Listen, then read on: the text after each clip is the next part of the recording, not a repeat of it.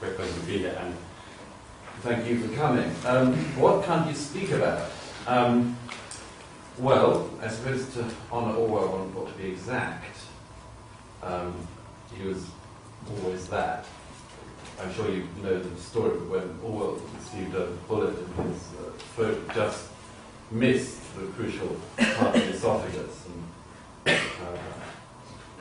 was speaking to a friend afterwards, and he explained that this just grazed and missed the part of the windpipe would have left him dead. His friend said, "How lucky you've been."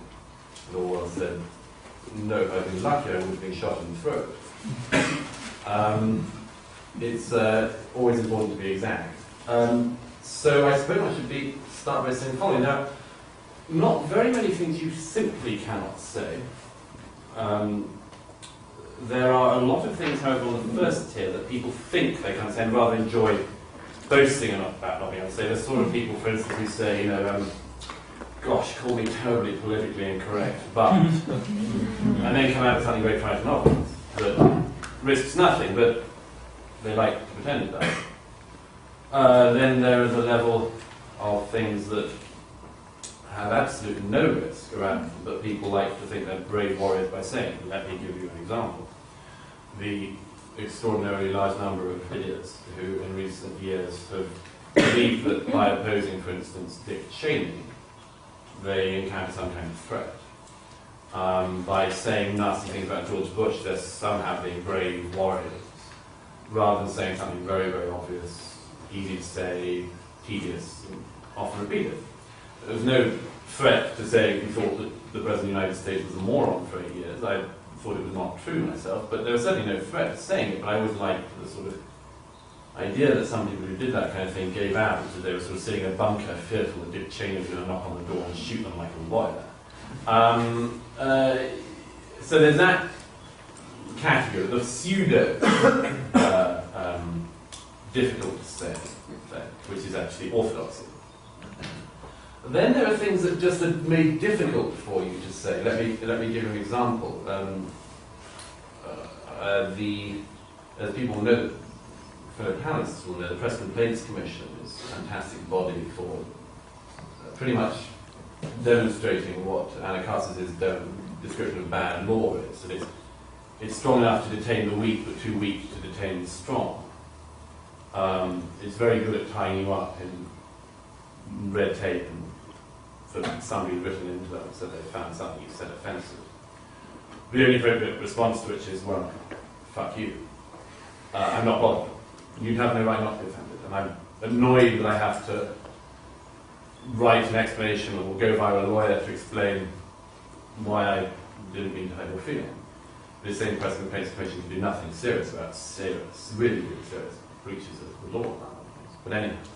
There are, however, things that do detain you on this one. I was studying one of these the other day when I discovered a case which came up and which I wrote about from my site on the Telegraph, which was the case of a man who had gone to a local council meeting in Kent. He was a union representative, a Unison, if you would like to make a complaint. He was at a council day, and a Conservative councillor in Medway in Kent had made the following appallingly bad joke. He said, an Irishman walked into a pub, he sees his friend defend an empty glass, and he says, "Would you like another?" And the man says, "Why would I want another empty glass?" Now, this is a very, very poor joke. That, as you know, Rowan Atkinson said, the only response to a bad joke is not to laugh, the only response to a good one is to laugh. The idea that the law should be involved in either is grotesque. However, this man claimed that he had Irish descent and found the joke very offensive. Got thousands of pounds in compensation from the local council, and the councillor found guilty of saying this unfunny joke. And I said, this is grotesque. Our servicemen in Afghanistan bring home not much more than £1,000 a month to face incoming bullets from Al-Qaeda and the Taliban. And this man got paid many more times that to face an incoming joke in Kent. And as a result, I said, well, why don't they can't take us all, send in your Irish jokes. For which self-appointed loudmouth Irish busybodies complained to the police. And the Press Complaints Commission, and so on.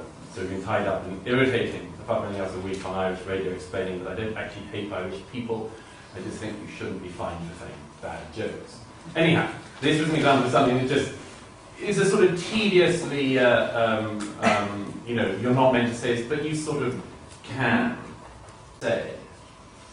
I think quite a lot of journalists, maybe in Pelham, would find it difficult to say certain things if they're reporting from Russia at the moment.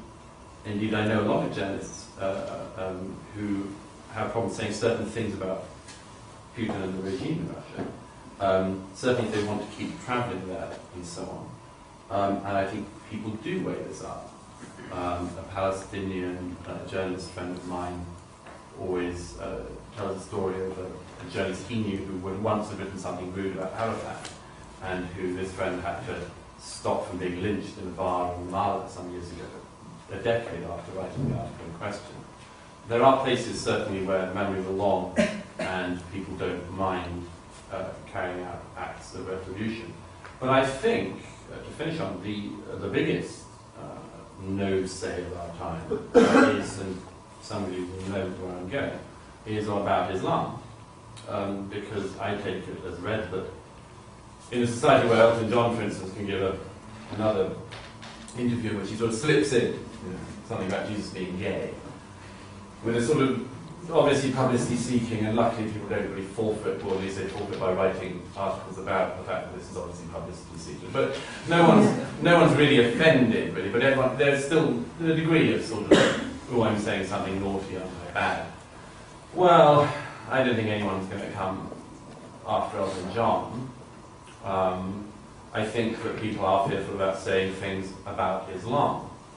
I think they're very afraid of saying things about the facts around Islam, and non-Muslims and ex-Muslims in particular find it very difficult, and I'm sure I have the same sensation now as always happens when I say something is unsayable, as it were, which people get slightly concerned. But the fact is that for non-Muslims, Muhammad was a madman, or a lunatic, or a fraudster.